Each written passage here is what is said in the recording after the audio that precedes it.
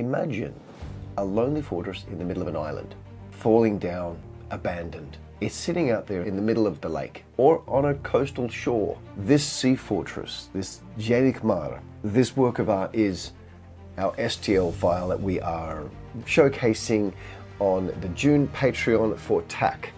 It is designed by Ian Lovecraft, and I have had an absolute ball painting this.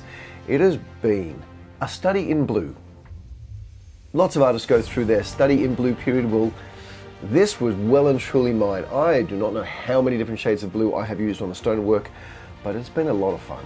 And I have to say, I've really enjoyed just exploring color in this one. I've really had a lot of fun. The idea of the hanging vines, I mean, there is a gap in between the vines and the stonework there. They are literally hanging vines. This is beautiful, and the tree that is sort of climbing its way through the mountainside and out through the tower. I took one look at it and just went, yeah, I'm not doing my standard sort of brown tree on this one. It's got to be something different. So I went with sort of a white but slimy covered tree. That idea of it being a sea fortress, I wanted the idea of just this moss and just grime having clung to the tree and just really changing the color of it. I've still gone with a fairly heavy grey base, but you know what? You don't have to. You can go, you could go a red base. You could go with red stone. You don't have to make this a sea fortress. You could do this as if it's the last little outcropping of a lost civilization clinging to the edge of a desert. You could paint this in the northern wastes. I'm not sure where I've heard of northern wastes, the frozen wastes before. It sounds a bit frosty. But anyway, this would fit into so many different campaigns, so many different color styles, so many different settings. I just think it's a wonderful piece. Now, you might notice it is not actually in a full diorama, and neither was Ender's Watch. They will be coming. If you enjoy the tutorial today, make sure that you hit that like, hit subscribe, and turn notifications on so that you never miss an episode from TAC. And we'd love to see you as a member of our little Tackle family. I'd also like to invite you to follow me on Instagram at TechAdeptCrafts. And you can also follow us on Patreon. And if you notice above me here, there's the web address for our Patreon. patreon.com/TechAdeptCrafts. We'd love to see you over there and supporting. And you too can download Daingneach Mara, the Sea Fortress. Again, Ian Lovecraft is the designer of this, and you can check out his website and see updates as he brings design info and what's happening in his world of 3D modeling. And yeah, it'd be great for you to go and follow him over there too. Anyway, sit back and enjoy the tutorial, and I'll see you briefly at the end. After a black undercoat, I'm going to put a grey base colour over the entire model. This is just straightforward black and white craft paint. You may need 2 coats over that black undercoat. I have a collection of blues and blue-greens and some terracotta and moss green. These are the base colours that I'm using to paint all of this stonework. I am picking just random pieces here and filling it in. That terracotta I'm using to line the trim of the tower and the trim of the battlement. I just think that looks a bit different, and it comes out looking a bit like a coppery colour. You can always add more colours into this, and you can take the colours that you've already chosen, blend them together, blend them with white, blend them with black. You have just a variety. I chose a light grey to do the trim of the stonework. I thought that just gave a bit of a difference to just having the blues. Having that light grey made those parts pop. I also put a lighter grey with some blue onto the stones leading down from the tower. For the leaves, I chose the heavy violet. I tried a couple of different types, but I really liked that purple. So this was all over the vine pieces, Once all of that was done, a black wash to tie all of the pieces together. Now I only did this on the stone.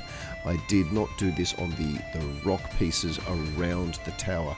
This was just on the stonework and of course the steps. For all of the rock face, I chose a raw sienna, terracotta and a grass green. Now I'm just dabbing these all over the rock face. I've watered them down considerably and I am just dabbing in spots of paint over that. So I will be getting bits of grey, bits of brown, bits of green, all through that, just to give all of the various different shades that you might find in that rock face. I'm trying to work while it's still wet. I go back over with a grey, and that I'm using then just to blend together. The larger stone pieces that are showing through on that rock, I am painting fairly heavily over with that lighter grey, just to give a difference to the rest of the stonework there.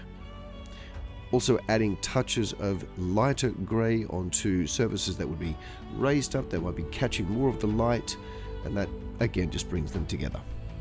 To again tie everything together, once the wash is completely dry, you are dry brushing over again with a light grey. This brings all of those colours together, all the elements are blending together now. The iron girders I wanted to make look like the sea air had completely corroded this metal, so I started with the terracotta and I'm working up to an orange later. The ladder inside the tower, I also started with that terracotta and worked up to my timber beam that I use in quite a lot of woodwork. See here, I'm about to do some dry brushing. I'm testing the paintbrush on the paper there. I'm testing it on my finger, making sure that I'm not getting too much paint coming out. And I'm dry brushing this stonework. It's had the light blue, and now it's getting the light grey over the top. The tree is getting a full coat of white to prep that for painting later.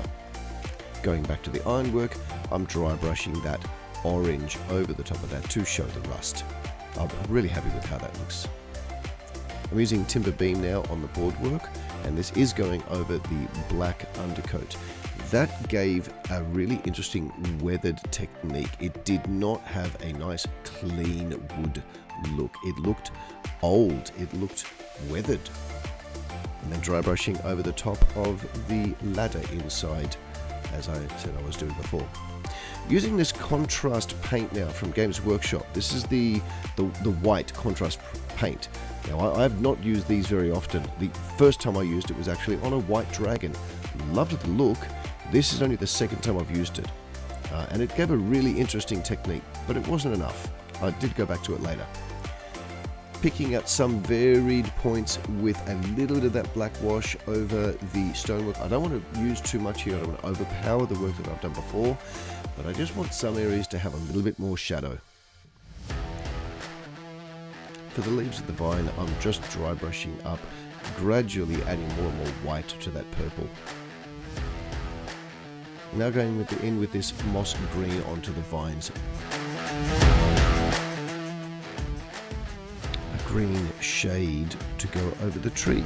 I'm trying to go for a vine-like, a mossy, a slimy sort of look on this white tree. I am dry brushing back onto it later with the white, but as you'll see, wasn't completely happy with that green colour. And that green wash also goes over the vines. And once it's dry, dry brush over. Speaking of dry brush, there's the boardwalk with a dry brush of a light grey. Now that these pieces are primarily done, I'm sticking them down using just a standard super glue. You don't need a lot, just enough to make sure you have contact. The holes in the back of those vines help them to hang from essentially like a pipe on the other side of it. If you didn't want to have the foliage there, you could have the pipe. I now go back to the tree with this Liquitex green ink. And I'm going primarily in the folds and on the underneath side of the tree, the texture of the tree there. I'm not sure what to call it. This is helping to bring out the shadows in that tree. Also a few little dribbles of green going down the stonework around the edges where all of that foliage might have actually helped to create some moss. Let's dry brush that tree now, and I start with just a fairly light dry brush of essentially just a white, and I'm then going to go back later and make that heavier, or then go with a watered down white on the tops of those folds, again just to help that color blend and to show a lot of different textures within that tree.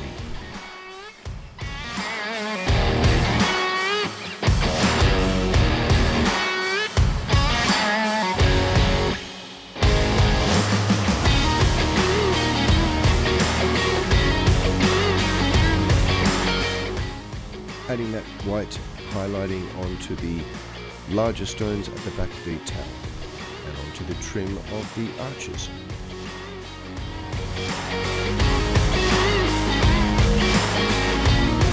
And just a little light dry brushing onto the edge of the pathway. I've got a collection of different products here that I'm going to try out for doing grass and for doing flock, for adding extra foliage. We'll see how these different ones work. This moss stuff here that I'm showing, I didn't end up using, but I might use it for the full diorama.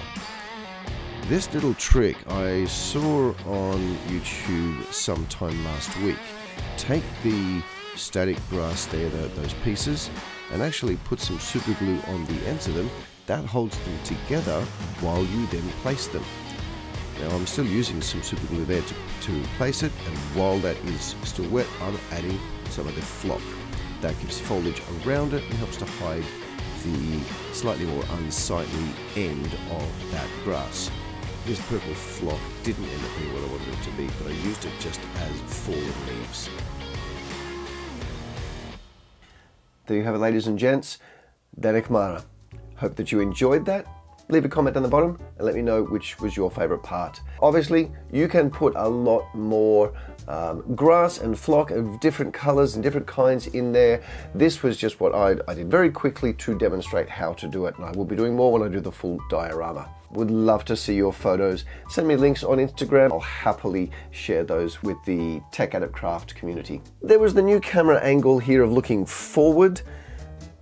Did it work? Did it not work? Let me know in the comments whether or not you prefer the overhead shot looking down or that front forward. Which is your preferred method? Until next time, keep hobbying. Cheers. Don't forget to also go check out Michael over at Fluoro Sound. The link is at the end here. He did the music for me for the intro sequence.